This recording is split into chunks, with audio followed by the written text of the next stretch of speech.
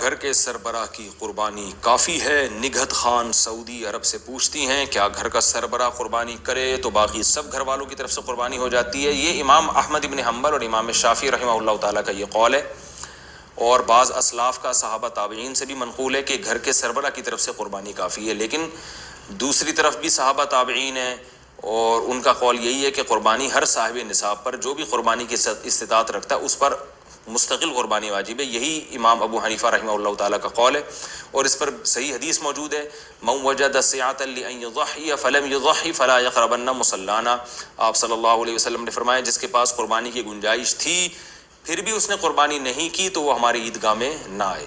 تو اس میں نبی نے سربراہ کا ذکر نہیں کیا، آپ نے عمومی ذکر کیا ہے، تو اس لیے ہماری رائے، ہمارا قول یہی ہے کہ مستقل جو بھی صاحب نصاب ہے، مرد ہو یا عورت ہو، اس پر الگ سے قربانی واجب ہے۔ اور ویسے بھی قربانی جو ہے، کوئی بھی عبادت ایک کی دوسرے کی طرف سے اسلام میں کافی ہوتی نہیں ہے، اس کی کوئی مثال بھی نہیں ملتی ہے، تو قربانی کیسے کافی ہوگی؟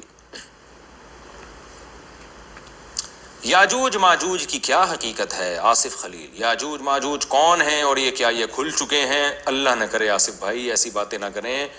یاجوج ماجوج جس دن کھل گئے نا، تو آپ مجھ سے یہ مسئلہ نہیں پوچھ رہے ہوں گے اور میں یہاں بیٹھ کے ریکارڈنگ نہیں کرا رہا ہوں گا۔ یاجوج ماجوج بند ہیں۔